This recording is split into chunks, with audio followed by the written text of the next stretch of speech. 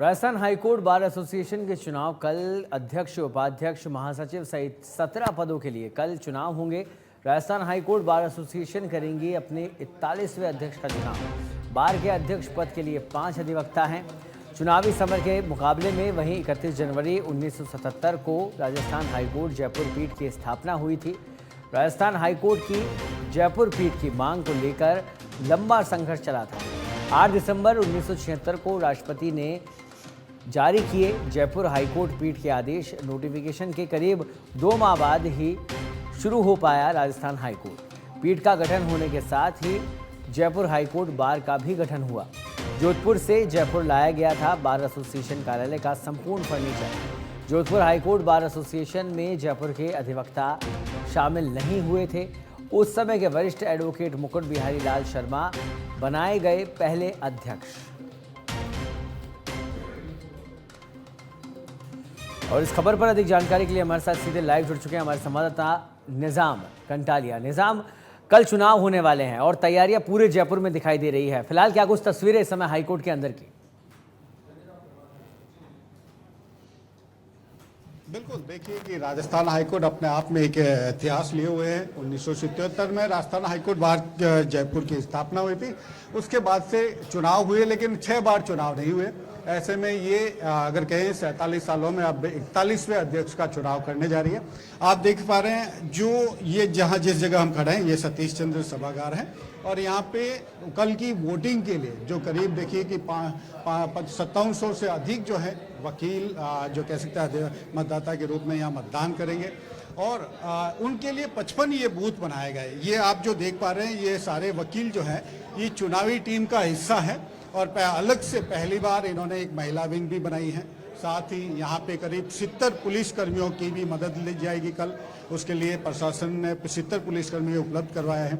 करीब 25 जो है ट्रैफिक के जो पुलिसकर्मी हैं उनको यहाँ पर उपलब्ध कराया जाएगा कल। और इसके साथ ही कहे जाए एक बड़ा रेला जो है वो 1 वोट 1 बार के तहत पूरे प्रदेश में करीब 270 के करीब बार एसोसिएशन हैं वो चुनावी मैदान में है। लेकिन जब भी बार एसोसिएशन के चुनाव की चर्चा होती है तो दी बार एसोसिएशन जयपुर जो कि मदर बार है राजस्थान में, जहां के 18,000 से वकील हैं। लेकिन उसके बाद जयपुर हाईकोर्ट का नाम आता है जिसके खुद के 18,000 के करीब वकील हो चुके हैं।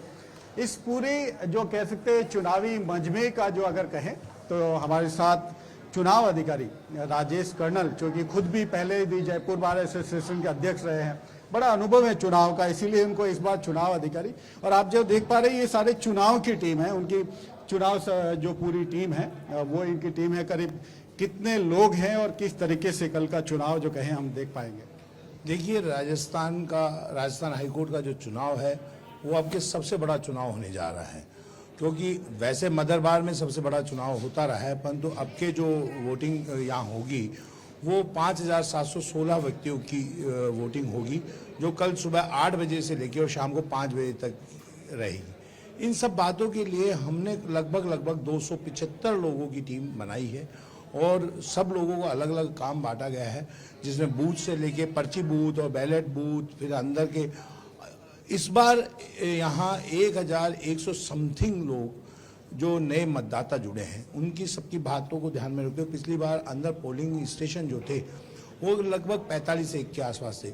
अब के हमने यहाँ 55 के आसपास अंदर पोलिंग बूथ दिए हैं जिसमें आगे आदमी वोट कास्ट कर सकता है। जहाँ तक व्यवस्था की बात है, प्रशासन से हमने पूरी तरह से बात करी है और पुलिस प्रशासन के रूप में लगभग 70 पुलिसकर्मी हमने यहाँ व्यवस्था करवाई है। ट्रैफिक की माकूल व्यवस्था रहे उसके लिए हमने ट्रैफिक पुलिस को भी कहा है। चुनाव को लेकर हर बार बाहर जाम लग जाता है, खासतौर से अगर अम्बेडकर सर्कल के पास से लेके कहें कि, और खासतौर से जब चुनाव शुरू होता है 8 से 10 बजे के बीच में बहुत स्थिति कह सकते हैं कि एक अलग तरह से हो जाती है। तो उसको कैसे आप हैंडल करने के लिए क्या आपने प्रशासन से बात की? देखिए, ट्रैफिक पुलिस से भी हमने बात की है और सीपी साहब से भी हमने बात की है और जो एरिया के जो अपने अधिकारी हैं उन सब की अलग अलग समय पर मीटिंग ली गई है। इसको 2 तरह से बांटा गया है, एक तो जो प्रशासनिक पुलिस है और एक ट्रैफिक पुलिस है। प्रशासनिक पुलिस के 70 लोग हमारे इसके लिए आ रहे हैं जिसमें उनको अलग अलग पॉइंट्स बना दिए गए हैं। उन पॉइंट्स पे रह के वो अधिवक्ताओं के साथ मिलकर ही काम करेंगे। बाहर की जो आप कह रहे हैं कि व्यवस्था थोड़ी ऊंची नीची हो जाती है, ऐसा आपके नहीं होने की उम्मीद है।